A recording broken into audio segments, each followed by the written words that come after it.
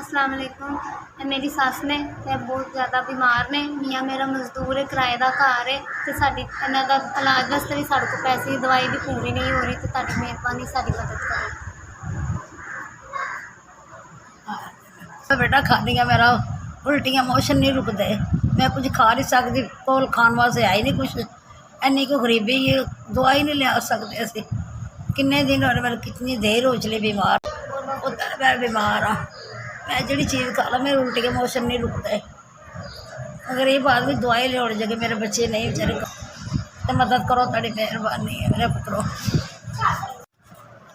आज 3000 रुपये देता है जिन्ना, अल्लाह पाक उन्होंने ज़्यादा दवे, जिंदगी तंदुरुस्ती दवे खुदा, अल्लाह पाक उन्होंने ज़्यादा दे।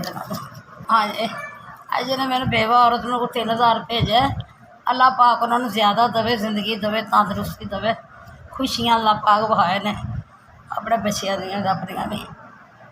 अज पुत्रा जिन्हें मेरी गरीबनी की मदद की थी, 3000 रुपये देना भेजे है, अल्लाह पाक उन्होंने ज़्यादा दे, तंदुरुस्ती जिंदगी दवे, बीमार की मदद की थी बेवा की।